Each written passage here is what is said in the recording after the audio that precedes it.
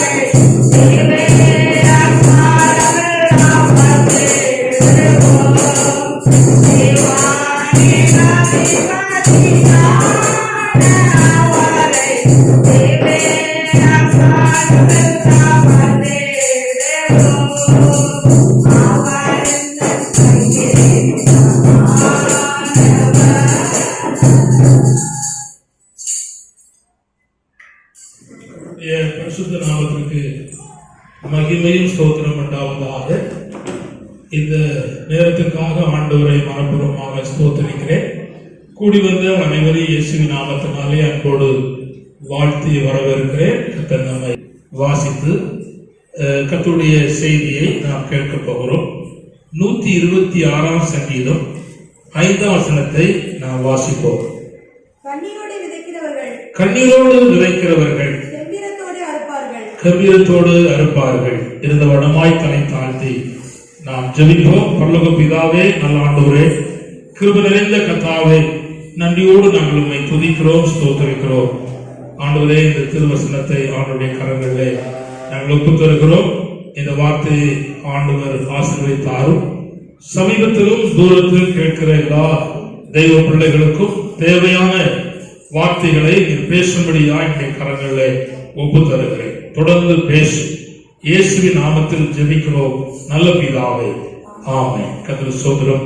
இங்கே வாசித்த இந்த வசனம், கண்ணீரோடு விதைக்கிறவர்கள் கம்பீரத்தோடு அறுப்பார்கள் என்று நாம் இங்கே கவனிக்கிறோம்.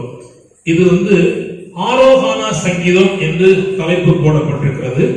அப்படி என்றால் தேவ பிள்ளைகள் தேவனை ஆராதிப்பதற்கு ஆண்டவரை தேடி போய்கொண்டிருக்கும் பொழுது பாடிக்கொண்டு போகிற பாடல். கர்த்தருக்கு ஸ்தோத்திரம். தேவனை அவர்கள் வீட்டில் இருந்தே பாடிக்கொண்டுதான் ஆரம்ப காலங்களிலே வந்தார்கள். ஆனால் இன்றைக்கு ஆராதனையிலே அப்படிப்பட்ட தன்மைகள் குறைந்து கொண்டு வருகிறது. புறப்படும் பொழுதே தேவனை நினைத்து தேவனை ஸ்தோத்திரித்து, ஆண்டவரே நான் ஆராதனைக்கு போகிறேன், என்னோடு கூட வாரும் என்று வீட்டிலேயே ஆராதனையை தொடங்கிட்டு தான் வருவார்கள். கர்த்தருக்கு ஸ்தோத்திரம். அப்படி வந்த கர்த்தருடைய பிள்ளைகளை ஆண்டவராகிய தேவன் மகா மகிழ்ச்சியோடு கர்த்தர் ஆசீர்வதித்திருக்கிறார் என்பதை நாம் பார்க்கிறோம். கர்த்தருக்கு ஸ்தோத்திரம். ஆனால் இந்த சங்கீதத்தினுடைய தலைப்பை நீங்கள் அந்த பார்ப்பீர்களானால், சீயோனின் சிறையிருப்பை கர்த்தர் திருப்பும் போது என்று சொல்லப்பட்டிருக்கிறதை நான் கவனிக்கிறோம். சீயோன் என்பது உங்களுக்கு ஏற்கனவே நான் சொல்லியிருக்கிறேன் முந்தின நாட்களில். சீயோன் என்பது தேவன் ஸ்தாபரிக்கிற, தேவன் இருக்கிற ஸ்தலம். அது என்னைக்கு மகிழ்ச்சியான இடம், அதுக்கு சிறையிருப்பே கிடையாது. ஆனா அதே நேரத்தில் இந்த பூமியில் ஆண்டவர் வைத்திருக்கிற ரட்சிக்கப்பட்ட கர்த்தருடைய பிள்ளையுடைய இருதயம் சீயோன் என்பதை நான் கவனிக்கிறோம். அடுத்தது எழுத்தின்படியாக தேவ சபை சீயோன். இந்த ரெண்டும் மாறி மாறி சிறையிருப்புக்குள்ளே வேதத்திலே போயிருக்கிறது. சிறையிருப்புக்குள்ளே போவதற்கு காரணம், தேவனை மறந்த போது அல்லது தேவனை தொடர்ந்து பற்றி கொண்டிருப்பதை விட்டுவிட்டு உலகத்தை நம்பி சார்ந்த போது, அப்படி என்றால் தேவனை மறந்து தேவன் தந்ததை மட்டும் நினைச்சு போவார்கள். கர்த்தருக்கு ஸ்தோத்திரம். இப்ப நான் சொல்வேன் என்றால் கவனித்துக் கொள்ளுங்கள். ஒருவனுக்கு ஞானமே இல்லை, ஆனா கர்த்தரை தேடுவோம், ஞானம் கொடுத்துட்டார். இப்போ கர்த்தரை விட்டுட்டு ஞானத்தை மட்டும் பார்த்துக் கொள்வார்கள். கர்த்தருக்கு ஸ்தோத்திரம். அப்படிப்பட்ட சூழ்நிலையிலே ஆண்டவர் விட்டு போறதுனாலே சிறையிருப்பு வரும். கர்த்தருக்கு ஸ்தோத்திரம். முதல்ல ஆசீர்வாதம் இருக்காது. ஆசீர்வாதத்தை ஆண்டவர்கிட்ட கேட்பார்கள், ஆசீர்வாதத்தை கர்த்தர் கொடுப்பார். கொடுத்த பிற்பாடு ஆண்டவரை விட்டு விடுவார்கள், ஆசீர்வாதத்தை மட்டும் பார்ப்பார்கள். கர்த்தருக்கு ஸ்தோத்திரம். குழந்தை இல்லைன்னு சொல்லி ஜெபம் பண்ண வருவார்கள். உபவாசம் பண்ணி ஜெபம் பண்ணுவோம். கர்த்தர் ஒரு குழந்தைக்கு 5 குழந்தை கொடுத்துருவார். அதுக்கப்புறம் குழந்தை தொந்தரவுனால சர்ச்சை வர மாட்டார்கள். சொல்லுகிற காரியம், பிள்ளைகள் ரொம்ப பிரச்சனை பண்ணுதுன்னு சொல்லி கர்த்தருக்கு ஸ்தோத்திரம், அது வர மாட்டார்கள். அப்படின்னா என்ன அர்த்தம்? ஆண்டவரை விட்டுட்டாங்க. கர்த்தருக்கு ஸ்தோத்திரம். இப்படிப்பட்ட நிலைமையில் இருக்கிறவர்கள் சிறையிருப்புக்குள்ள போய்விடுவார்கள். கர்த்தருக்கு ஸ்தோத்திரம். கர்த்தர் அந்த ஏன் நீ மறந்த, ஏன் என்னை விட்ட, ஏன் என்னை நினையாமல் போன, எனக்கு ஏன் முதலிடம் கொடுக்கல அப்படிங்கிற காரியத்தை கர்த்தர் சிறையிருப்புல வச்சு உணர்த்துவார். உணர்த்தும் போது திருந்தி மனம் திரும்பும் போது ஆண்டவர் சிறையிருப்பை செய்வார்னா மாற்றுவார். இப்போ இந்த ஜனங்கள் சிறையிருப்புகளிலிருந்து ஆண்டவர் வெளியே கொண்டு வந்து விட்டார். சிறையிருப்பு கஷ்டம், பாடுகள், வியாதிகள், பண கஷ்டம், நெருக்கடி, முன்னேற்றம் இல்லாமை, இதெல்லாம் சிறையிருப்பு. கர்த்தருக்கு ஸ்தோத்திரம். மனதிலே உண்டான அதாவது சஞ்சலங்கள், இதெல்லாம் சிறையிருப்பு. இதிலிருந்து கர்த்தர் மாற்றி அந்த ஜனங்களுக்கு வைத்திருக்கிற நோக்கத்தை அங்கே ஜனங்கள் சொல்லுகிறார். கர்த்தருக்கு ஸ்தோத்திரம். என்ன சொல்லப்பட்டிருக்கிறது? அந்த ஜனங்களை மீட்டுக் கொண்டு வந்திருப்பாடு கர்த்தர் பெரிய காரியங்களை செய்தார் என்று இது நிமித்தம் மகிழ்ந்து கலிகூற கடவோம். சொல்லப்படுகிறது, கர்த்தாவே தெற்கத்தி வெள்ளங்களை திருப்புவது போல எங்கள் சிறையிருப்பு என்ன செய்யும்? திருப்பும் அப்படிங்கிறார். அப்படின்னா என்ன? தெற்கமாற போற வெள்ளத்தை திருப்பி வடக்கமா அனுப்புறார். நீங்க தெற்க போறீங்களா வடக்க போறீங்களா என்பது நீங்க உங்களை பொறுத்தது. கர்த்தர் ஸ்தோத்திரம். ஆண்டவர் என்ன சொல்றாருன்னா, எங்கேயும் போகாத என்ன பாரு, என்ன நோக்கி பாரு அப்படின்னு சொல்றார். கர்த்தர் ஸ்தோத்திரம். அப்படிப்பட்ட ஆண்டவருடைய திருப்பப்பட்டவர்கள் கவனிங்கள், திரும்பி வந்தவர்கள் கவனிங்க, திரும்பி வந்தவர்கள் விதைக்கிறாங்க. எருசலேம் பாழாக்கப்பட்டு மண்மையை கடாக்கப்பட்டுச்சு, ஒன்றும் இல்லை. இனி அங்க விதைப்போ அறுப்புக்கு வழியே இல்லை. 70 வருஷம் தீங்கு அனுபவித்தார்கள். 70 வருஷம் முடிந்து ஆண்டவர் ஜனங்களை கொண்டு வரும்போது அங்க சொல்லப்பட்டிருக்கு என்னன்னா, விதை விதைக்க போறாங்க. விதை விதைக்க போறாங்க. என்ன விதையை கொண்டு போறாங்கன்னா, நாளைக்கு சாப்பாட்டுக்கு வைத்திருக்கிற அந்த விதையை கொண்டு போறாங்க. அதனால பிள்ளைகள் பின்னால போகும்போது நாளைக்கு சாப்பாட்டுக்கு வழி இல்லையே அப்படின்னு அழுதுட்டு போகுது. பிள்ளை அழுது, மனைவி அழுதான், விதைக்க போற கணவன் அழுதான். ஆனா இருக்கிற தின்னுட்டா அடுத்தது இல்ல. அதனால புத்தி உள்ள தகப்பன் என்ன செய்யறாங்கன்னா, அழுதுகிட்டு பிள்ளைகள், பெற்றோர், அவருடைய மனைவி, கணவன் அழுதுகிட்டே விதைக்காங்க. ஆனா ஒரு காரியம் இருக்கு, திங்கல தின்னு தீர்த்தரலாம், அப்புறம் ஒண்ணும் முடிய முடியாது. ஆனா விதைச்சா கொஞ்ச நாள் பிரச்சனையோட வாழ்ந்தாலும் ஒரு நாள் என்ன இருக்கு? அறுப்பு இருக்கு, அறுப்பு இருக்கு. கர்த்தர் ஸ்தோத்திரம். இவ்வார்த்தையை கேட்கிற உங்களுக்கு நான் சொல்ல விரும்புகிறேன், கர்த்தராகிய தேவனுக்காக நீங்க எப்படி விதைக்கிறீர்களோ அதை நீங்கள் அறுப்பீர்கள் என்பதை நான் இயேசுவின் நாமத்திலே உங்களுக்கு சொல்லிக் கொள்ளுகிறேன். கர்த்தர் ஸ்தோத்திரம். ஆனா விதைக்கலனா அறுக்கவே முடியாது, அறுக்கவே முடியாது. ஒருவன் ஒரு தாளந்து வாங்கினவன் இயேசுவை பார்த்து சொன்ன ஒரு குற்றவாளி திறன் தெரியுமா? நீ விதைக்காத இடத்துல அறுக்கிறோம். கர்த்தர் ஸ்தோத்திரம். விளக்குதா? நீங்கள் விதைக்கணும். கர்த்தர் ஸ்தோத்திரம். நான் கவனிங்கள், விதை பல தரம்பம் சொல்லப்பட்டிருக்கிறது. அங்க அள்ளி தூவும் விதையை சுமந்து சுமக்கிறான், அழுது கொண்டே போகிறான். இப்ப விளங்குதா எதுனா அழுதான்னு சொல்லி? கர்த்தர் ஸ்தோத்திரம். அழுது கொண்டு போகிறான். ஆனாலும் தான் அறுத்த அரிகளை சுமந்து கொண்டு கம்பீரத்தோடு செய்வான், திரும்ப வருவான். கவனிங்க, விதைச்சிட்டா ஒரு கம்பீரமான அறுப்பு இருக்கு. கர்த்தர் ஸ்தோத்திரம். விதைச்சிட்டா கம்பீரமான அறுப்பு இருக்கு. கர்த்தர் ஸ்தோத்திரம். இப்ப நான் உங்களுக்கு ஒரு சில வேகமா சில காரியங்களை சொல்லித்தர விரும்புகிறேன். கர்த்தர் ஸ்தோத்திரம். கவனிங்க, இங்கே கவனிங்க, நான் சொல்லுங்க வார்த்தை மிக கவனமா கவனிங்க. இஸ்ரவேலின் சேனை தோத்திருக்கு. சேனைகள் தேவனாய் கர்த்தருடைய நாமம் தூசிக்கப்படுது. எங்கேனா ஏலா பள்ளத்தாக்குல. எங்கே? ஏலா பள்ளத்தாக்குல. அப்படின்னா 1 சாமுவேல் 17ஆம் அதிகாரத்துல சம்பவம் இருக்கு. வாசிக்காட்டா சொல்லி விடுகிறேன். 39 நாள் இஸ்ரவேல் ஜனங்கள் கோலியாத்தை கண்டு பயந்து பின்னடைவார்கள். சரித்திரத்தில் இஸ்ரவேல் ஜனங்கள் பின்னடைந்தது கிடையாது, பின்னோக்கி போனதே கிடையாது. அவளுக்கு எப்பொழுதுமே பார்வை முன்னோக்கி தான் அவளுக்கு பயணம். அப்பேற்பட்ட ஜனம் தோத்து இருக்கிறது. வரக்கூடாத இடத்திலே வந்திருக்கிறான். யாரு? கோலியாத். வரக்கூடாத இடத்திலே உள்ள வந்திருக்கிறார். ஆனால் இப்படி தோத்து இருக்கிறார்கள். தோத்து நிற்கிற சேனையின் நடுவிலே, பயந்து கொண்டிருக்கிற சேனையின் நடுவிலே, தோல்வியோடு முகத்தை கீழ்நோக்கி பார்த்துக் கொண்டிருக்கிற சேனையின் நடுவிலே ஒருவன் வருகிறான். ஈசாயின் திரு சமூகத்திலிருந்து வருகிறான். அப்படியானால் அவன் விருப்பப்படி வரல, அவ அப்பா அனுப்பி வருகிறான். நான் என் அண்ணன்மாரை பார்த்து வரும் நான் கேட்கல, அவ அப்பா அனுப்பி வருகிறான். அப்படியானால் நடத்துவதோடு வருகிறான், தேவனுடைய சித்தத்தின்படி வருகிறான். அவனே சொல்லுகிறான், நான் வந்ததுக்கு முகாந்திரம் இல்லையோ, என் விருப்பப்படி வரல, என்னை ஒருவர் பால் கட்டியும் வறுத்த பயிரும் கோதுமையும் கொடுத்து விட்டு அண்ணமார் யுத்தத்தில் எப்படி இருக்கிறது விசாரித்து வரும்படி அடையாளத்தை கொண்டு வரும்படி சொன்னார். அதனால வந்திருக்கிறேன், சும்மா நான் சொல்லுகிறேன், கர்த்தர் என்னை ஊழியத்துக்கு அழைக்கும் பொழுது நான் சும்மா வரல. ஒரு சில வேளையை இந்த பூமியிலே கர்த்தராகிய இயேசு கிறிஸ்துவின் நாமத்திற்காக ஜன சமுதாயத்துக்குள்ளே பலவிதமான ஜனங்கள் நடுவிலே பெரிய நடுவிலே நான் செய்ய வேண்டிய கர்த்தருடைய வேலை இருக்கிறது. அதற்காகத்தான் கர்த்தர் என்னை அழைத்து அனுப்பினார். கர்த்தர் ஸ்தோத்திரம். அது போல அந்த மனுஷர் வந்தது சாதாரணமானது அல்ல. ஆனா வந்தபோது ஜனங்கள் நடுவில் தோல்வி முகத்தை அவன் பார்த்தபோது அவன் இருதயத்திலே ஒரு பெரிய எண்ணம் உதிக்கிறது. இந்த சேனை இஸ்ரவேலின் சேனைகளுடைய தலகர்த்தருடைய ஜனங்கள், இந்த ஜனங்கள் நடுவே கர்த்தர் இருக்கிறார், எப்படி இவர்கள் தோற்றிருக்கலாம் என்கிற எண்ணம் அவனுக்குள்ளே வருகிறது. வந்தபோது அவர் சொன்ன வார்த்தை என்னன்னா, ஜீவனுள்ள தேவனுடைய சேனையை நிந்திக்கிற இந்த பெலிஸ்தியர் ஏமாத்திரம் என்று சொன்னான். தோல்வி நடுவிலே ஒன்றை கிடைத்தான். கர்த்தர் ஸ்தோத்திரம். கவனித்துக் கொள்ளுங்கள்.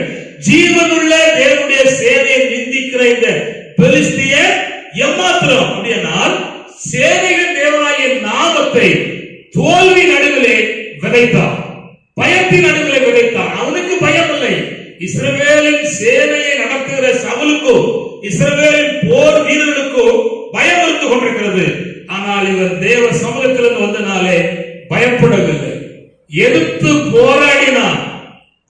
இயேசுவின் நாமத்தை புதிய ஏற்பாட்டுக்காக சொல்வதற்கு தேவன் நமக்கு கிருபை தந்திருக்கிறார். இவ்வார்த்தையை கேட்கிற கர்த்தருடைய ஜனங்களே, உங்களுடைய மனதளவிலேயோ உங்களுடைய குடும்பத்திலேயோ வாழ்க்கையிலோ பல காரியத்திலே தோல்வி பள்ளத்தாக்கில் நின்று கொண்டிருந்தால் நான் இயேசுவின் நாமத்தை சொல்லிக் கொள்ளுகிறேன். இயேசுவின் இரத்தத்தை இயேசுவின் நாமத்தையும் புதிய ஏற்பாட்டு காலத்திலே உன் வாயினாலே சொல்லி ஆண்டவர் உச்சரித்து வாழ்க்கையிலே பிரகடனம் பண்ணினால் எந்த இடத்திலே நீ பள்ளத்தாக்கில் இருக்கிறாயோ அங்கே கர்த்தர் உனக்கு ஜெயத்தை தருவதற்கு உண்மை உள்ள கர்த்தராகவே இருக்கிறார். கர்த்தர் ஸ்தோத்திரம். அப்படியானால் தேவனாய கர்த்தர் அந்த பகுதியை நாம் பார்க்கிறோம். விதை என்பது கவனித்துக் கொள்ளுங்கள், எழுத்தின்படி விதை என்பது ஒரு பக்கம் இருந்தாலும் தேவ பிள்ளைகள் தேவ நாமத்தை கொண்டு சொன்ன அனைத்து காரியங்களும் விதையாக சொல்லப்பட்டிருக்கிறது. சோதரம், கண்ணீர் ஒரு விதை, ஜெபம் ஒரு விதை, பாடுகை ஒரு விதை, ஒரு தியாகம் ஒரு விதை. கர்த்தர் சோதரம், அன்பு ஒரு விதை, கீழ்ப்படிதல் ஒரு விதை, உண்மையான தீர்மானம் ஒரு விதை. கர்த்தர் சோதரம், இப்படி எல்லாம் வேதத்தில் சொல்லப்பட்டிருக்கிறது. அவைகள் நடுவில் ஒரு சில காரியத்தை நான் உங்களுக்கு சொல்லிக் கொள்ள விரும்புகிறேன். முதலாவது நான் சொல்லிக் கொள்கிற வார்த்தை என்னவென்றால், கவனிங்கள், ஆவிக்கென்றும் விதைக்கலாம், மாம்சத்துக்கென்று விதைக்கலாம். கர்த்தர் ஸ்தோத்திரம். கலாத்தியர் 6ஆம் அதிகாரம் 7ஆம் வசனத்தை வாசிப்போம். கலாத்தியர் 6:7. மோசம் போகாதிருங்கள். கவனித்துக் கொள்ளுங்கள், மோசம் போகாதிருங்கள். ஃபர்ஸ்ட் கண்டிஷன், மோசம் போகாதிருங்கள். ஹல்லேலூயா, பிரைஸ் தி லார்ட். கர்த்தாவே ஸ்தோத்திரம். ஆண்டவரே உமக்கு நன்றி அப்பா, நன்றி. ஹல்லேலூயா, ஹல்லேலூயா, ஹல்லேலூயா. தேவனே ஸ்தோத்திரம், ஸ்தோத்திரம், ஸ்தோத்திரம், ஸ்தோத்திரம், ஸ்தோத்திரம். Praise the lord. ஹல்லேலூயா. காணுங்கள், மோசம் போகாதிருங்கள், மோசம் போகாதிருங்கள். ஏன் அப்படின்னா ஆவிக்குரிய ஜனங்கள் நடுவில் கவனிங்க, தவறான நடக்கை இருக்கிறது, தவறான பழக்கங்கள் இருக்கிறது, தவறான பேச்சு இருக்கிறது. இதை நம்பி நீ மோசம் போகாதே. கர்த்தரை பரியாசம் பண்ண ஒட்டாதே. தேவன் முன்பாக வரும்போது கவனிங்கள், நடக்கிற நடை பயம் இருக்கணும், பயபக்தி இருக்கணும், ஏனோ தானோ என்று இருக்கக்கூடாது. கர்த்தர் சொல்கிறார். அதனால ஆண்டவர் சொல்கிறார், மோசம் போகாதிருங்கள். தேவன் தன்னை ஒரு நாளும் பரியாசம் பண்ண ஒட்டா. வாசிமா, இப்பதான் சொல்றார். எங்க தேவ சன்னிதானத்தில் மனுஷன் எதை விதைக்கிறானோ அதையே அர்த்தம். அதையே அர்த்தம். கவனிக்க, ஆவிக்கென்று விதைக்கிறவன் ஆவிக்குரியதை அறுப்பான். கர்த்தர் சொல்கிறார். மாசத்துக்கென்று விதைக்கிறவன் மாசத்துக்கு செய்வான், அறுப்பான். அப்ப ரெண்டு நிலையில விதைக்கலாம். ரெண்டு ஆசை இருக்கு. ஒன்று ஆவிக்கென்று விதைப்பது, இன்னொன்னு மாம்சத்துக்கு விதைப்பது. இன்னைக்கு விதைப்பு அனைத்தும் மாம்சத்துக்கே விதைக்கிறார்கள். அப்படி விதைத்தா மாம்சத்துக்கு அறுப்பார் என்று சொல்கிறோம். ஆனால் மாம்சத்துக்கு என்று விதைக்கிறவன் மாம்சத்தினாலே அழிவு என்ன செய்வான்?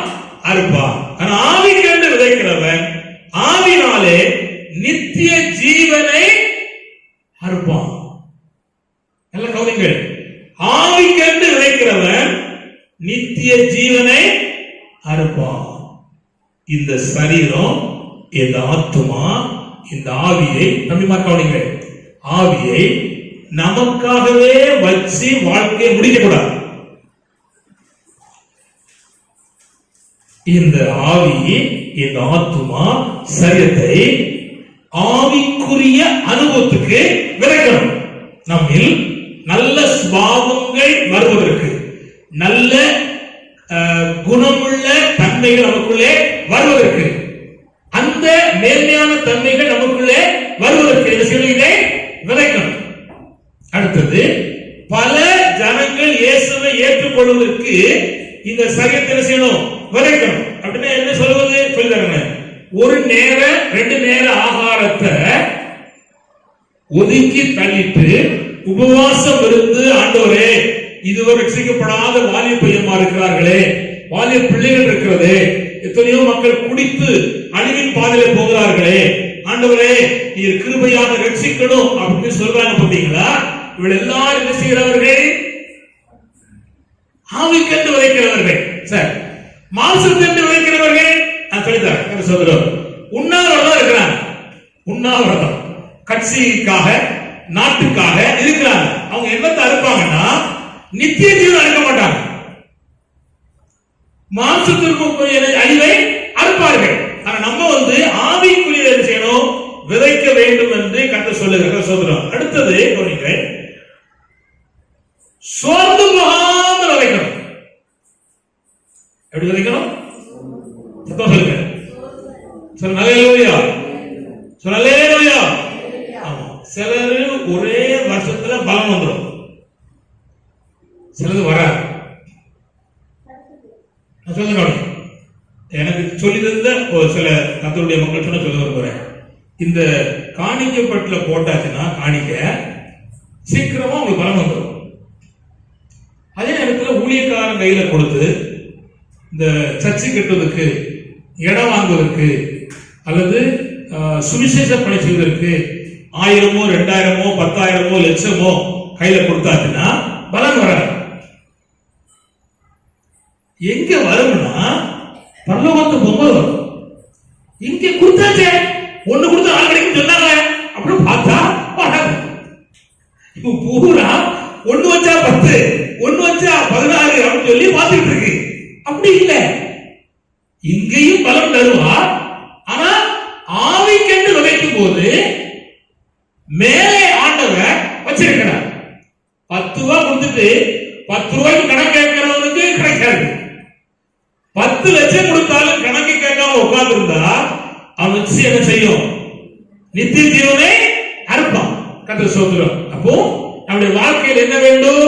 ஆவிக்குரிய காரியத்தை செய்யணும், அறுக்க வேண்டும், சோர்ந்து போகாம அறுக்க வேண்டும். அடுத்த கவனிங்க, நன்மை செய்வது ஒரு முக்கியமான ஒன்று. நன்மையை விதைக்கணும். என்ன செய்யணும் சொல்லுங்க. உங்களுக்கு தேவன் எந்த சூழ்நிலையில நன்மை செய்ய பாக்கியத்தை ஆண்டவர் தாராரோ என்ன செய்யணும்? விதைக்கணும். சொல்லலையா? எங்க அண்ணா சொன்னா, உங்க அம்மாவும் வந்திருக்கு, நம்ம 3வது போல் தெரியுது அப்படின்னா அவங்களா நான் சொன்ன ஒரே அப்படின்னா, அங்கேயும் இங்கேயும் பார்க்காத, மேற்கையும் கிழக்கையும் பார்க்காத, நம்ம என்ன விதைக்க முடியுமோ விதைப்போம், மனப்பூர்வமா விதைப்போம், நன்மை செய்வோம். ஒரு நாள் வரும், நிச்சயம் இருக்கும். ஒருவேளை நான் சொல்லுங்க, நம்ம காலத்தில் அறுக்காட்டாலும் நம்ம பிள்ளைகள் அறுப்பாங்க. நான் ஒரு குறிப்பிட்ட ஸ்தாபனத்துல ஊழியம் செய்தேன். என்னை அங்காங்கே அனுப்புறாங்க, அங்காங்கே விதைச்சேன், என்ன விதைச்சேன், என் பலத்தை விதைச்சேன், எனக்கு தந்த சத்தத்தை விதைச்சேன், எனக்கு என்ன தேவன் தந்தார் அதெல்லாம் விதைச்சேன் அந்த ஊழியங்கள்ல. எனக்கு அங்க அறுக்கல, நான் இத எனக்கு அங்க அறுக்க கத்தர் பாக்கியம் தரல. ஆனா இப்போ எங்கேயோ இருக்கேன், விதைச்ச இடத்துல நான் அறுக்கல, விதைச்ச இடத்துல இன்னும் தேவர்கள் அறுக்கிறாங்க. நான் சொல்றேன், தூத்துக்குடியில ஒரு தென்னை மரத்தை வச்சேன், ஒரு முருங்கை மரத்தை வச்சேன், 2 தென்னை மரத்தை வச்சேன், ஒரு முருங்கை மரத்தை வச்சேன், எல்லாம் காரியம் செய்தேன். நாங்க ஒண்ணு அனுபவிக்கல, நிறைய வேலை செய்யணும், நான் ஒண்ணு அனுபவிக்கல. நாங்க வந்துட்டோம், கண்ணீரோடு வேலை வந்தோம். ஆனா இன்னைக்கு அந்த ஊழியத்துல பலர் அறுக்கிறாங்க. என்னை பார்த்து ஒரு தம்பி சொன்னான், பாஸ்டர் நீங்க வச்சுட்டு போன முருங்கை மரம் காய்ச்சி பூத்து தழுது பார்த்தேன் அப்படின்னா. நீ நல்ல சாப்பிட்டு நல்ல உறிஞ்சி கத்திர ஒண்ணு என்ன செய்வா, ஆசீர்வதிப்பா. இப்படிதான் நாங்க ஆங்காங்கே விளைச்சோம். வீதி பெருக்கள் சந்தை மூடுகள் எல்லா பஸ் எல்லாத்துலயும் கைப்பிடி டிராக்டர் கொடுத்து விளைச்சிருக்கோம். ஆனா ஒரு நாள் வரும், ஆண்டவர் அறுக்க பண்ணுவா. கருத்தோத்திரமும் நன்மை என்ன செய்யணும், விதைக்கணும், சோர்ந்து போகாம இருக்கணும். இருந்தா ஏற்ற காலத்துல அறுப்பு இருக்கு, ஏற்ற காலத்துல அறுப்பு இருக்கு. தம்பி கொட்டு உற்சாகமா அடிச்சேன்னா ஏற்ற காலத்துல அறுப்ப, கைதட்டி சச்சரி பாட்டு பாடுவேன்னா ஏற்ற காலத்துல அறுப்ப, சமயத்துக்கு கரெக்டா 6 மணி 6 மணிக்கு வந்துட்டேன்னா ஏற்ற காலத்துல அறுப்ப, நிச்சயம் இருப்ப, அது மாற்றமே இல்லை. கர்த்தர் சோதரம். நான் சில காரியத்துல வருகிறேன், கவனிங்கள். யோசுவாவும் காலேபும் கானானுக்குள்ள வந்து வேவு பார்க்க வந்தாங்க. அந்த 12 பேர்ல மோசே அனுப்பும் போது அவன் வந்து எஸ்கோல் பள்ளத்தாக்குல வந்தான். வந்து 3 விதமான கனியை கொண்டு போனான். யாரு? ஜோசுவாவும் காலேபும். அப்பொழுது மோசே ஒரு வாக்கு பண்ணினார், பார்ப்பா நீ போய் வந்த தேசத்துல எப்ரோன் உன சொந்தமாக சொல்லிட்ட. 40 வயசுல அவன் வந்துட்டு போயிட்டான். திரும்பி 85வது வயசுல தான் கானானுக்குள்ள வராங்க. 45 வருஷம் கழிச்சு எப்ரோனை அவன் பலனாக அறுக்க கர்த்தர் பாக்கியம் கொடுத்தான். அவன் கால் பட்டு கஷ்டப்பாடுபட்டு உயிரை பணைய வைத்து அந்த 3 கனிகளை கொண்டு போன அவனை கர்த்தர் மறக்கல. திரும்ப சொல்லுறேன், எல்லா வாலிப பிள்ளையை போல யோசுவா இல்ல. ஆஸ்திரிப்பு கூடாரத்தை விட்டு தன்னை பிரியாதபடி காத்து கொண்டான். பரலோகம் பார்த்துச்சு. நெக்ஸ்ட் தலைவன் அவன் தான், அறுத்துட்டான். பலனை கத்தரிச்சு அறுக்க செய்தான். கர்த்தர் சோதரம். ஆஸ்திரிப்பு கூடாரத்தை விட்டு பிரியாதிருந்த வாலிபன் ஜோசுவாவை அடுத்த ஸ்தானத்திலே தேவன் அவனை நிறுத்தினார். அவனா தேடி போல. மோசே காலத்துக்கு பின்பாக கர்த்தரே தேடி வந்தார். ஜோசுவாவை கூப்பிட்டார். மோசேயின் ஊழியக்காரனாகிய ஜோசுவாவை கூப்பிட்டார். கர்த்தர் சொல்கிறார், கூப்பிட்டு என் ஜனத்தையும் இந்த தேசத்தை விட்டு அந்த நான் வாக்குப்பட்ட தேசத்துக்கு அழைத்துக் கொண்டு போ. மோசேயோடு கூட இருந்து போல நான் உங்களோடு கூட இருப்பேன் என்று கர்த்தர் வாக்கு பண்ணினார். கொண்டு போனார், அறுத்தான் ஆண்டவர். நான் கேட்கிறேன், ஆவிக்குரிய காரியத்தை விதைப்பாயானால் ஆவிக்குரியது அறுப்பா என்பது சந்தேகமே இல்லை. கர்த்தர் 2 காரியத்தை நான் உங்களுக்கு இந்த அதாவது நன்மையை விதைக்கிற காரியத்தை 2 பேரை சொல்ல விரும்புகிறேன். ஒன்னு தொற்கால். அப்போஸ்தலர் 2 இருக்கா? அந்த அம்மா இருங்க, வாசிக்காங்க. ஏழைகளுக்கு விதவைகளுக்கு துணியை தச்சு கொடுத்து நன்மை செய்வான். ஏழை எளியவருக்கு, தம்பி கவனி, ஏழை எளியவர்களுக்கு துணியை தச்சு கொடுத்து உதவி செய்வான். ஆனா மறிச்சு போனான் திடீர்னு. அப்போ பேதர் இருக்கிறார். பேதரை கூப்பிட்டாங்க, இப்படியே தொற்கா மறிச்சு போறான்னு சொல்லி. அவள் செய்த தான தர்மங்கள் ஜனங்கள் நடுவில் இருதயத்தில் இருந்துச்சு. எல்லாரும் சொன்னாங்க, இந்த அம்மா இந்த காலத்துல எங்களுக்கு துணி கஷ்டமே இல்லை அப்படின்னு சொல்லி சொன்னான். அப்ப இந்த அம்மா கொஞ்ச காலம் இருக்குது நல்லதுலான்னு சொல்லி செத்து போன அவளை ஆண்டவர் பேதுருவை கொண்டு உயிரோடு எழுப்பினார். இப்ப கவனிங்க, அவன் விதைத்தது ஏழையின் நடுவில். இன்னும் கொஞ்ச காலம் அவனுடைய தொழில், அவனுடைய சேவை தேவை என்பதை கண்ட ஆண்டவர் மரித்தவனை உயிரோடு செய்தார், எழுப்பினார். இப்ப கவனிங்க, பலரை மரித்தவரை அடக்கம் பண்ணுகிறோம், விதையா விதைக்கிறோம். அந்த அம்மா ஜெபம் பண்ணிருப்பா, உபவாசம் பண்ணிருப்பா, ஆத்துமாரியம் பண்ணிருப்பா, அவருக்கு என்ன செய்திருப்பா, விதைக்கிறோம். கர்த்தராகிய இயேசு கிறிஸ்து வரும்பொழுது இந்த ஆத்துமா ஜீவன் பெற்று எழும்பும் என்று விதைக்கிறோம், நம்பிக்கையோடு விதைக்கிறோம். காரணம் என்ன? அவங்க செய்த நற்கிரிகளை நாம் கவனித்திருக்கிறோம். ஹல்லேலூயா, ஹல்லேலூயா. அதோடு கூட மாத்திரமல்ல, கொர்நேலியு அப்போஸ்தலர்களுடைய 10ஆம் அதிகாரத்தில் ஒரு ஆள் இருக்கிறான். அவன் ஏழைகளுக்கு இறங்குறவன், தானதர்மம் பண்ணுகிறவன், தன் ஜனங்கள் அனைவரோடு கூட ஜெபம் பண்ணுகிறவன். இதெல்லாம் அவன் உண்மையை செஞ்சுக்கிட்டே வரான். தேவன் யாரும் நிறுத்தியாது, தெரியாது, கர்த்தர் தெரியாது, இயேசு தெரியாது, தேவன் யாரும் தெரியாது, செஞ்சான், ஏழைகளுக்காக செய்தான். இவன் செய்த தான தர்மம் எங்க போயிட்டு தெரியுமா? பரலோகம் போயிட்டு தட்டிட்டு, ஆண்டவரே இப்படி ஒருத்தன் செஞ்சுக்கிட்டு இருக்க, அவனுக்கு எதுக்கும் நன்மை கிடைக்கல அப்படின்னு தட்டிட்டு ஆண்டவர் சொன்னார், பேதுருவை கூப்பிட்டு நீ போய் சொன்னார். ஆண்டவர் நாமத்தினால அவன் போனான், அவன் ரட்சிக்கப்பட்டான், ரட்சிக்கப்பட்டாங்க. அவன் விதைத்தத அறுத்தான், அவன் நாட்களில் விதைத்து என்ன செய்தான், அறுத்தான். முழு குடும்பமாக ரட்சிக்கப்பட்டான் என்பதை நாம் பார்க்கிறோம். ஹல்லேலூயா, ஹல்லேலூயா. கர்த்தராகிய இயேசு கிறிஸ்து விதைத்தார்.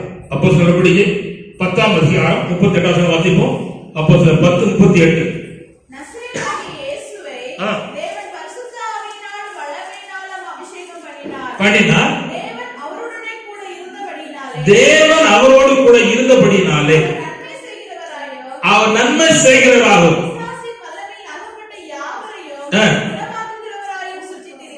கர்த்தர் ஸ்தோத்திரம், அவர் நன்மை செய்கிறவராகவே சுற்றித் திரிந்தார். பிசாசின் பிடியில் இருக்கிற மக்களை விடுதலையாக்கினார் என்று பார்க்கிறோம். கர்த்தர் ஸ்தோத்திரம். ஆண்டவர் அதை விதைத்தார் என்பதை கவனிக்கிறோம். கர்த்தர் ஸ்தோத்திரம். நான் இன்றைக்கு 6 காரியத்தை உங்களுக்கு முன்பாக சொல்ல விரும்புகிறேன். விதையாய் சொல்லப்பட்ட 6 காரியத்தை உங்களுக்கு வேகமாய் சொல்ல விரும்புகிறேன். 1, ரூத்து வாழ்க்கையிலே மோவாபின் எல்லையில் இருக்கும் பொழுதே அவள் விதைத்தாள். என்ன விதைத்தாள் சொன்னால், உறுதியான தீர்மானத்தை விதைத்தாள். கவனிங்க, பாவம் மன்னிக்கப்படல, சாபம் நீங்கல, வியாதி மாறல, நெருக்கம் மாறல, கண்ணீர் மாறல, துக்கம் சஞ்சலம் இருக்கிறது. ஆனா இப்ப ஒரு இடத்துக்கு புறப்பட்டு போகிறார். மோவாபின் எல்லையில் இருக்கிறார், சபிக்கப்பட்ட இடத்துல இருக்கிறார். அப்பொழுது உறுதியான தீர்மானத்தை விதைத்தார். அந்த தீர்மானத்துல 4 ஸ்டெப் இருக்கிறது. அந்த 4 சொல்ல விரும்புகிறேன். சோதரம், நீர் போகும் இடத்திற்கு நான் வருவேன் என்றார். கவனிங்கள், நீர் போகும் இடத்துக்கு நான் வருவேன் என்றார். சோதரம், தமிழ்மா கவனிங்க. நீங்க போற போக்கு பரவாயில்ல போகுமா? யோசிச்சு பாத்தீங்களா? நீ போற போக்கு பரலோகம் சேர்க்குமா? யோசித்து பாத்தீங்களா?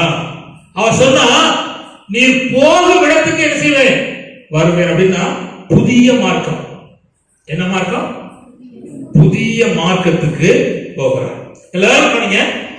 எல்லாருக்கும் போற போக்கு ஆசீர்வாதம் இல்லை. வேதத்துல நீ போகில் ஆசீர்வதிக்கப்பட்டிருப்பாய், வருகையில் ஆசீர்வதிக்கப்பட்டிருப்பாய் அப்படின்னு சொல்லப்பட்டிருக்கிறது. அதே இடத்துல நீ போகில் சபிக்கப்பட்டிருப்பாய், வருகையில் சபிக்கப்பட்டிருப்பாய் இருக்கு. அதை யாரும் சொல்ல மாட்டான். என்ன சொன்னா எல்லா முகமும் ஒரு மாதிரி ஆயிரும். இப்ப நான் கேட்கிறேன், பீலியா இஸ்ரவேல் ஜனத்தை சபிக்க போறான், அவன் போகிறது ஆசீர்வாதமா? கிடையாது. போற போது தப்பு, பிரயாணம் கரெக்ட், ஆனா தவறான பிரயாணம், தவறான பிரயாணம். அதனால வாழ்க்கையில அவன் போன கழுத படுத்துக்கிட்டு, கழுத செவுத்துல வச்சு ரோசிட்டு அவன் தேவ தூதனானவர் உருவின நின்றார். இவ்வார்த்தையை கேட்கிறவங்க சொல்ல வரும்போதே, நீங்க போகிற பிரயாணத்துல கர்த்தருடைய ஆசீர்வாதம் இருக்கா, சாபம் இருக்கா? அவ எடுத்த தீர்மானத்துல மோகத்துல இருக்கா? நீ போகிற இடத்துக்கு நான் வருவேன் என்று சொன்னார். கர்த்தர் ஸ்தோத்திரம். இப்போ சொல்ல வரும்போதே, உபாகமம் 29ஆம் அதிகாரம் 19 வாசிப்போம். உபாகமம் 29, 19 சீக்கிரம்.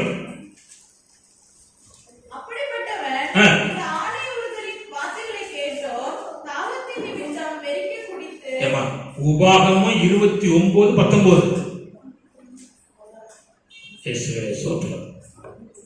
28, 19 வாசி.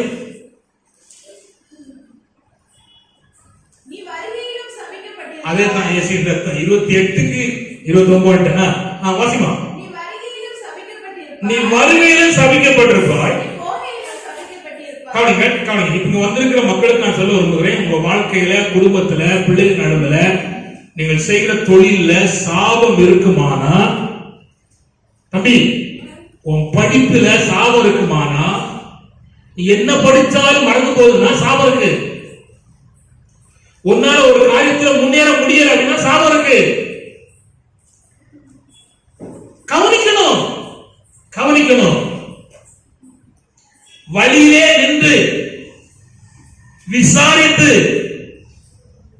பூர்வ பாதை என்னென்று கேட்டு அதுல நடந்தா ஆத்துமா கைமாறு வரும். கர்த்தர் ஸ்தோத்திரம். எரேமியா 6:16 வாசிங்க. எரேமியா 6:16 சீக்கிரம். ஸ்தோத்திரம். இயேசுவின் ரத்தம். எரேமியா 6:16. வழிகளிலே நின்று, நீங்க போற வழியில நிக்கணும். படித்து வரமாட்டேங்க, முன்னேற்றம் இல்லையே, என் வாழ்க்கையில முன்னேற்றம் வரலையே, என்ன காரணம்? வழியில நில்லு. படிச்சாச்சு, வேலைக்கு போகணும், வேலை கிடைக்கலையே, வழியில நில்லு. என்ன காரணம்? சிந்தி நில்லு. நீ போகிற பாதை எவை என்று கேட்கணும். நல்ல வழி எங்கே என்று பார்த்து அதிலே நடவுங்க.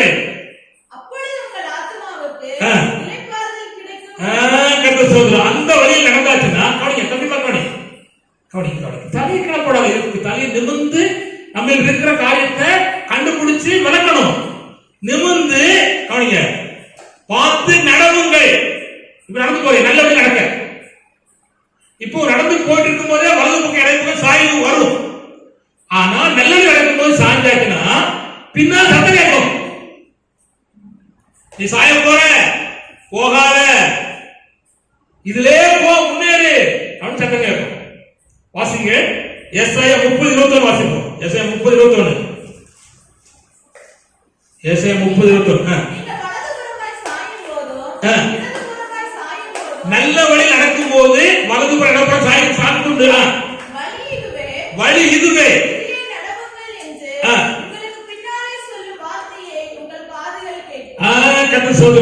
வழி தப்பும் போது, நல்ல வழி நடந்துட்டு இருக்கும் வழி தப்பும் போது தேவன் பின்னால் என்று சொல்லுவார், இல்ல ஊழியர் சொல்லுவார், வசனம் சொல்லும். தம்பி கவனி.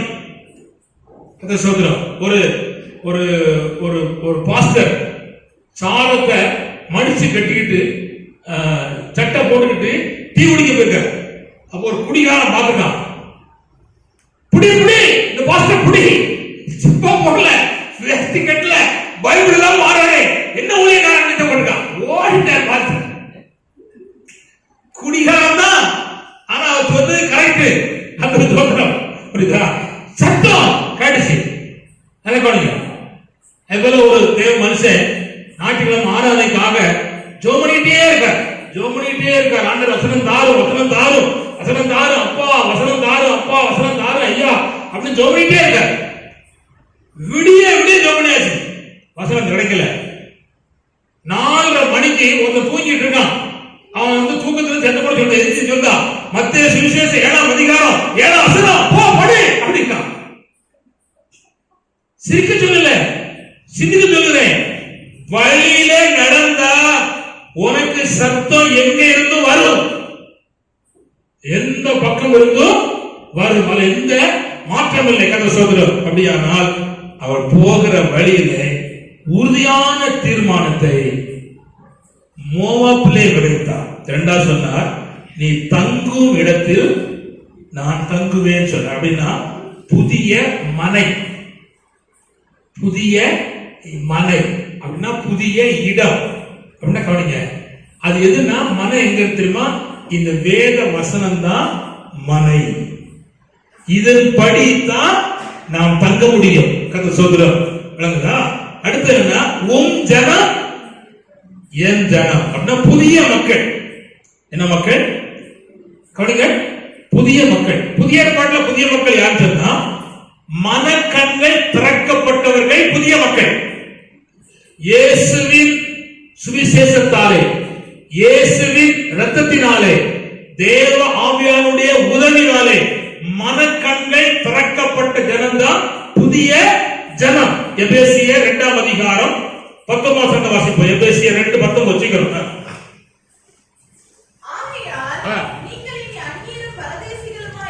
இராமல் ஒரே நகரத்தார் தேவனுடைய வீட்டாருமாய் இருந்து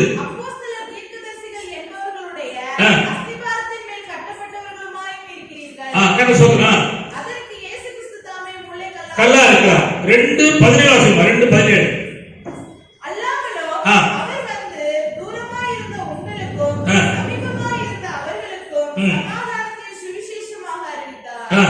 கர்த்தர் சோதரம் சமாதானத்தை சுவிசேஷமாக அறிவித்தார். கர்த்தர் சோதரம் இன்னொரு வசனத்துல வந்து கோடிட்டு காமிக்கிறது. கர்த்தர் சோதரம் எபேசியர் 19 வாசிமா. அதான் வாசித்த கீழே வாசிக்கல இருக்கிறவர். அதுதானே இயேசுவின் இரத்தத்தை வாசி.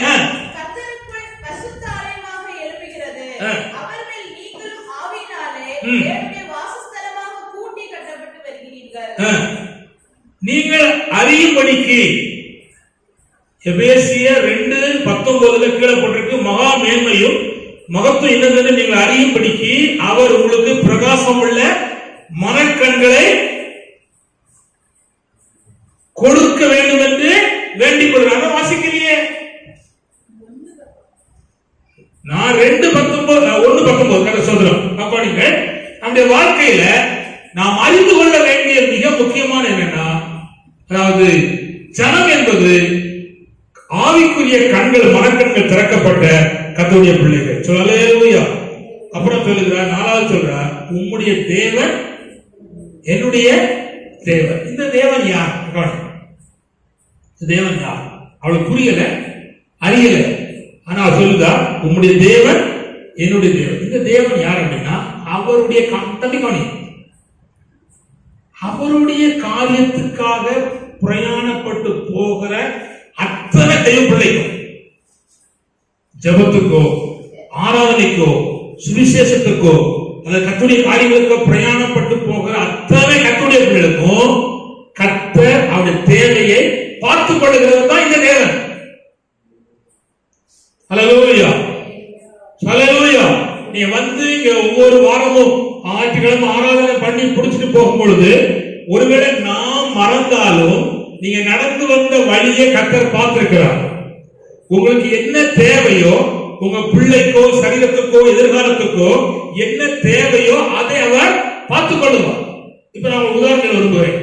ஆதியாகமம் 22:8 நீங்க வாசித்தீங்கன்னா, வாசிக்கணும் நான் சொல்ல விரும்புகிறேன். சொல்றீங்க, ஆபிரகாமுடைய மகனாகிய ஈசாக்கு கூட போயிட்டு இருக்கான்.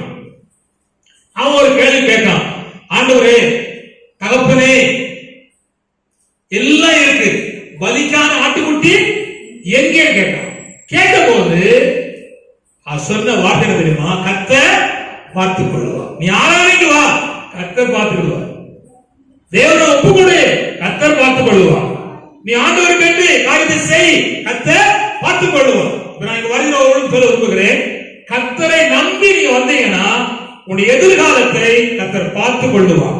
உன்னுடைய பிள்ளைய காரியத்தை கர்த்தர் பார்த்துக் கொள்வார். உங்களுக்கு என்ன தேவையோ அதை பார்த்துக் கொள்ள கர்த்தர் வல்லவர். இவ்வார்த்தை கேட்கிற அனைத்து கர்த்தரும் சொல்ல விரும்புகிறேன், அவள் பிரயாணப்பட்டு வந்தார்.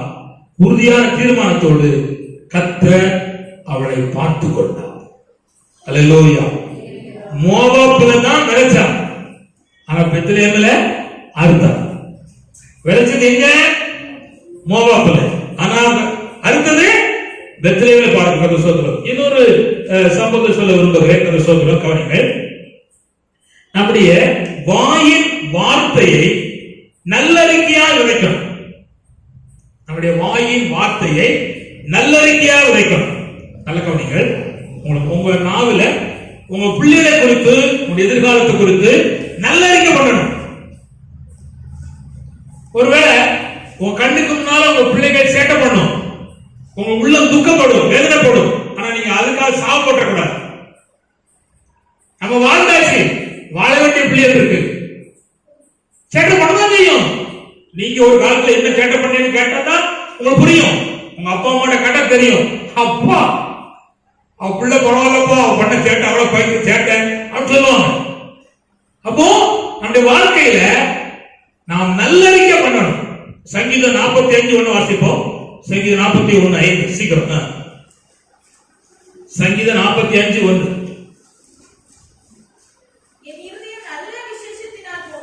என் இருதயம் நல்ல விஷயத்தினால் பொங்குகிறது.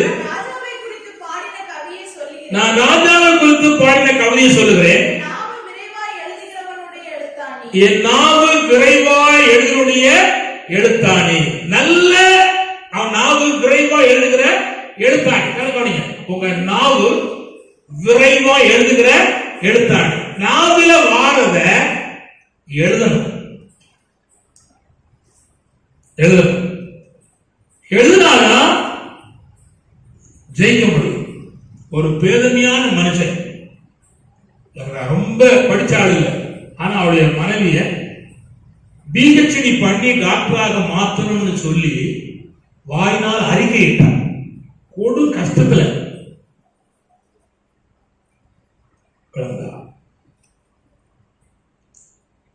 ஆனா படிக்கவே இல்லை. அவ பேரை சொல்லி டாக்டர்னு போட்டார், எழுதிட்டார். எங்க பார்த்தாலும் அவ பேர் டாக்டர் இருக்கும். எனக்கு இருதயத்துல கடும் வேதனை. ஒன்னும் சொல்ல முடியாது. ஆனா காலம் உருண்டு ஓடுச்சு. அந்த அம்மா இப்போ பிஹெச்டி பண்ணி டாக்டரா இருக்கு. நான் அந்த வசனத்தை யோசித்த போது என் உள்ளம் மகிழ்ச்சி அடைந்தது. ஆபிரகாம் லிங்கன் விரல் ஒட்டும் போது அமெரிக்காவில் உள்ள வெள்ள மாளிகை சிங்காசனத்துல நான் ஒரு நாள் ஜனாதிபதியா இருப்பேன் அப்படின்னு சொன்னார். என்ன விரல் வெட்டுதான் பொழைப்பு. விரல் வெட்டி வந்து தூக்கி கொண்டு அந்த காலத்துல கடையில போடுவாங்க, அதை போல விரல் வெட்டி பொழைக்கான். விரல் வெட்டினாதான் சாப்பாடு, விரல் வெட்டினாதான் வாழ்க்கை. அவன் வெட்டும் போது அவன் சொன்னா அமெரிக்காவில் வெள்ள மாளிகையில் இருக்கிற அந்த வெள்ள சிங்காசனத்துல நான் ஒரு ஜனாதிபதியா இருப்பேன். எல்லாரும் சிரிச்சா. காலம் உருண்டோடுச்சு. எழுதுனா வார்த்தை அறிக்கைப்படி கர்த்தர் உயர்த்தினார். அந்த கருப்பன் வெள்ள சிங்காசனத்தான் உட்கார்ந்தான். அவன் அமெரிக்காவில் செய்ய வேண்டிய வேலை செய்தான். இப்ப நான் கேட்கிறேன், தம்பி மண்ணதான் வெட்டுவேன் அப்படின்னு சொல்லி எழுதி வச்சா மண்ணதான் வெட்டுவார். ஆனா நல்லறிக்கை பண்ணி எழுது கதை சோதரம். கவனிங்கள், நல்ல வார்த்தை கவனிங்கள் நம்முடைய இருதயத்தை மகிழ்ச்சியாகும். நீதிமொழிகள் 12:25 நம்முடைய கவலையை மாற்றிவிடும். நீதிமொழிகள் 16:24 இனிய சொற்கள் தேன் கூட்டில் உலகும் மதுரம் போல இருக்கும், ஆத்துமாவுக்கு மதுரமாகும், எலும்புக்கு ஔஷதமாக சொல்லப்பட்டிருக்கிறது சோதரம். அதே போல மத்திய சுவிசேஷம் 17:20 நல்ல வார்த்தை தடைகளை மாற்றும். நல்ல கவனிங்கள், நல்ல வார்த்தை உன் சந்ததியை உருவாக்கும். உபாகமம் 6ஆம் அதிகாரம் 6-7 வாசிமா சீக்கிரம் கதை சோதரம். உபாகமம் 6ஆம் அதிகாரம் 6-7. இன்று நான் உனக்கு கட்டளையிடுகிற இந்த வார்த்தைகள் உன் இருதயத்தில் இருக்கக்கடவது. நீ அவைகளை உன் பிள்ளைகளுக்கு கருத்தாய் போதித்து, நீ உன் வீட்டில் உட்கார்ந்திருக்கிற போதும், படியிலே நடக்கிற போதும், படுத்துக் கொள்கிற போதும், எழுந்திருக்கிற போதும் அவைகளை குறித்து பேசி. உன் பிள்ளைகளோட பேசுறேன்னா கண்டிப்பா கவனிங்க, பேசுறேன்னா உன் சந்ததி என்ன செய்யும்? உருவாக்கும். ஒருவேளை அந்த பிள்ளைகள் மோசம் தான், சொல்லு, எழுது, சொல்லிட்டே இரு. கர்த்தர் என்ன செய்வார்? உருவாக்கிட்டே இருப்பார். கர்த்தர் சொல்றப்ப நம்முடைய நாவுல நல்ல வார்த்தையை விதைக்கணும். சொல்லுங்க, எழுதவும் செய்யணும், விதைக்கவும் செய்ய. கர்த்தர் சொல்றோம். அடுத்தது என்ன சொன்னா கவனிங்கள், நம்முடைய வாழ்க்கையில உள்ள கவனிங்கள். கீழ்ப்படிதல் ஒரு விதை. கீழ்ப்படிதல் விதை. இதுலதான் அந்த பிள்ளைகள் தப்புவாங்க. தகப்பனுக்கு கீழ்ப்படியும், தாய்க்கும் கீழ்ப்படியும். கீழ்ப்படிச்சாதான் மேல்படி, இல்லைன்னா கீழ்ப்படிதான். கீழ்ப்படிச்சா மேல்படி, இல்லைன்னா அடுத்த ஸ்டெப்ல இருக்கிற படி வந்து அடுத்தபடி கிடைக்கும். அந்த சொல்றோம், எனக்கு ரொம்ப அறிவு வந்துட்டு, கிருதா முளைச்சிட்டு, பெருசா தூண் மாதிரி இருக்கு, மீச முளைச்சிட்டு அப்படின்னு அங்கேயும் சொல்லலன்னா மேல இருக்க படிக்கிறோம். புரியுதா? அதான் ஆண்டு வச்சிருக்க வழி. அதனால கீழ்ப்படி. கவனிங்க, வேதத்துல அறிவுள்ளவர்கள், திறமை உள்ளவர்கள், அளவுள்ளவர்கள், வீரம் உள்ளவர்கள், ஒரே அடியில ஒருவனை கொன்னவன் அத்தனை பேரும் கர்த்தருடைய வார்த்தை கீழ்ப்படிச்சாங்க.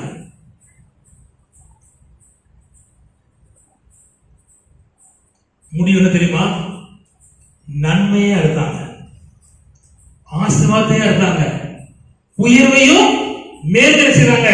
அதுதான் சொல்றாங்க. அப்படியானால் நாம் விதைக்க வேண்டியதை என்ன செய்ய வேண்டும்? விதைக்க வேண்டும். சொல்றோம். அடுத்து என்ன பாருங்கள், நம்மில் இருக்கிற தேவனுடைய வைராக்கியத்தை கர்த்தருடைய நாமத்துக்காக தேசத்திலே, ஆவிக்குரிய சபையிலே, ஜனங்கள் நடுவிலே நாம் விதைக்க வேண்டும். அல்லேலூயா. அல்லேலூயா. நான் இதுக்கு 2 காரியத்தை சொல்ல விரும்புகிறேன். ஒன்று, பேதுரு பிடித்துக் கொண்டு போகப்பட்டு சிறைச்சாலை அடைக்கப்பட்டிருக்கிறான். நாளைக்கு ஏரோது ராஜா அவனுடைய தலையை தூக்க போறான். ஆனா சபையா வைராக்கியம் கொண்டு ராம் முழுவதும் ஜெபம் பண்ணாங்க. தேவன் திறக்க கூடாத கதவை திறப்பதற்கு பரலோகத்தை திறந்து தூதனை அனுப்பி பேதுரு இருக்கிற சிறைச்சாலைக்கு உள்ளே வர செய்து அவன் கையிலே மாட்டிருந்த சங்கிலிகள் விடப்பண்ணி அவனை நடத்தி கொண்டு 1ஆம் காவல், 2ஆம் காவல், 3ஆம் காவல் வரும்போது கேட்டு தானா திறந்துச்சு. அந்த கேட்டு தூதனுக்கு திறக்க தேவையில்லை. யாருக்கு திறந்து தெரியுமா? கட்டப்பட்டிருக்கிற அந்த பேதற்காகத்தான் கர்த்தர் செய்தார், திறந்தார். திறக்கிறதுக்கு முன்னாலே அல்லேலூயா. கர்த்தர் சொல்கிறார். கவனிங்கள், கவனிங்கள். யோனத்தான் தாவீதிடத்திலே அன்பை விதையாக விதைத்தான். 1 சாமுவேல் 18ஆம் அதிகாரம் 1 முதல் 3 வசனங்களை வாசித்தீங்கன்னா சொல்லப்பட்டிருக்கிறது. கவனிங்கள், யோனத்தான் தாவீதை ஆத்துமா போல் நேசித்தான். யோனத்தான் தாவீதை தன்னுடைய, அதாவது மற்ற எல்லாரை காட்டிலும் மேன்மைக்குரியதாக நேசித்தான். யோனத்தான் போயிட்டான். கவனிங்க, யோனத்தான் போயிட்டான். யோனத்தானுக்கு ஒரு பையன் இருக்கான். தாவீது அரியணையில உட்கார்ந்துட்டான். 12 கோத்திரத்துக்கும் அவன் தான் ராஜா. உட்கார்ந்து இருக்கும் போது அவன் ஒரு வேலை செய்தான். யோனத்தான் அவன் இருந்த அன்பை விதைச்சதுனால அவனுக்குள்ள அந்த விதை முளைச்சிட்டே இருக்கு. ராஜா தான் உட்கார்ந்துட்டான், குதிரையில ஏறி போறா, எல்லாம் போற வாரா. மனசுல யோனத்தான் விளைச்ச அன்பை மறக்க முடியல, மறக்க முடியல. உடனே வந்தான். தூக்கம் வந்து தூக்கம் வரேன்னு தெரியாது. சவுல் குடும்பத்துல யாரா தப்பிருக்கான்னு தேடுறா அப்படின்னு தேடுனா யோனத்தானுடைய மகன் 2 கால் விளங்காத மேவிபோசேத் என்கிற ஒரு பையன் இருக்கான். அன்னைக்கு தேடுனா, கவனிங்க, ஒரு ராஜா அரசாட்சி செய்தா பழைய ராஜாவுடைய குடும்பத்தில் யாரு இருந்தாலும் கொன்றுவாங்க. அவன் மேவிபோசேத் என்ன நினைச்சாங்கன்னா நம்மளை கொல்லதான் செய்றாங்க, கொண்டு போறாங்கன்னு சொல்லி. ஆனா என்ன உடஞ்சி, நீங்க 2 சாமுவேல் 9ஆம் அதிகாரம் 1 லிருந்து 7 வரை வாசித்தீங்கன்னா 6 வசனம் வாசிமா. 2 சாமுவேல் 9 6 வாசி. சவுலின் குமாரனாகிய யோனத்தானின் மகன் மேவிபோசேத் தாவீதினிடத்தில் வந்தபோது முகங்குப்புறவிழுந்து வணங்கினான்.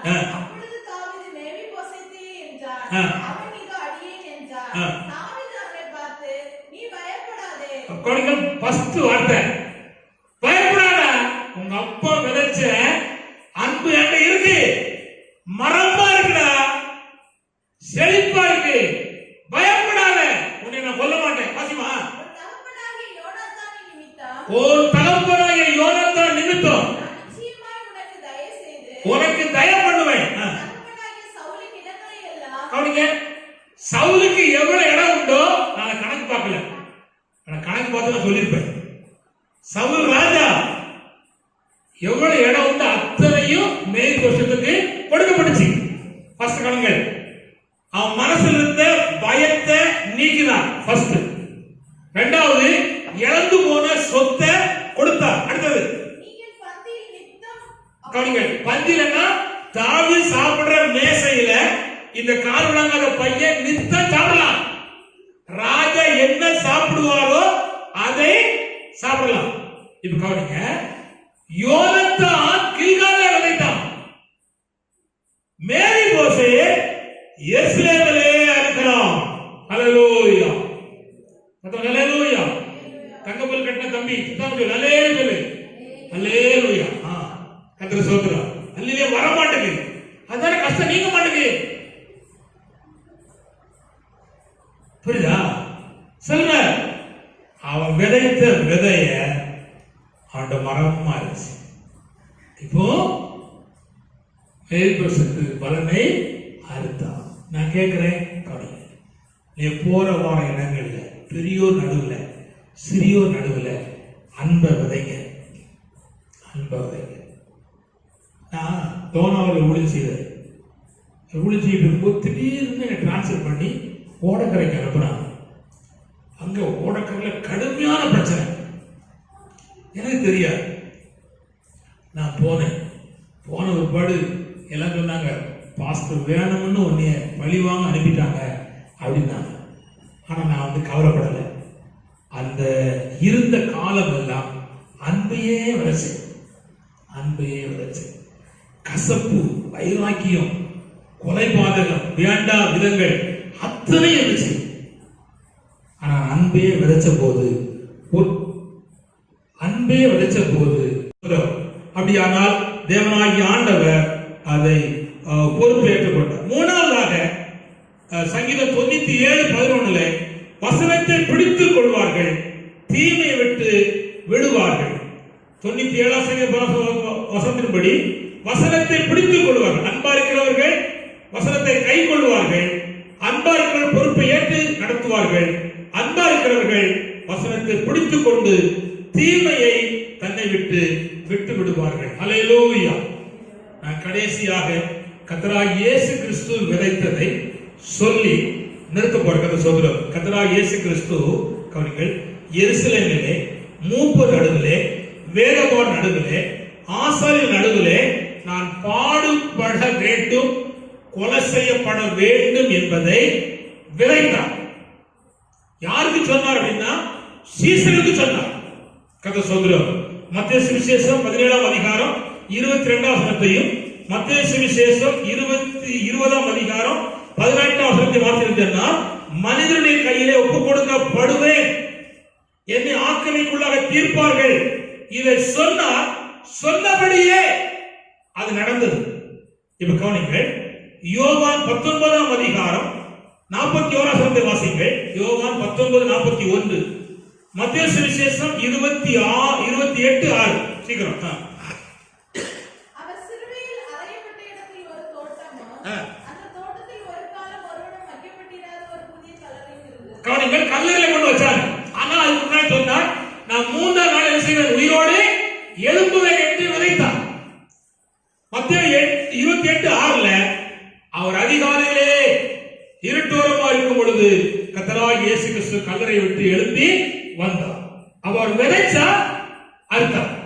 இப்ப கவனிங்க, அவர் சொல்லியிருக்கிறார், நான் உங்களை திக்கற்றவர்களாக விட்டு விட மாட்டேன், நான் உங்களுக்கான ஒரு ஸ்தலத்தை ஆயத்தம் பண்ணி திரும்ப வருவேன், நான் இருக்கும் இடத்திலே உங்களை கூட்டி சேர்ப்பேன் என்று விதைச்சிருக்கிறார். அறுப்பாரா? அறுப்பாரா? அறுப்பார். அப்ப இயேசு விதைத்ததை அறுத்தார்.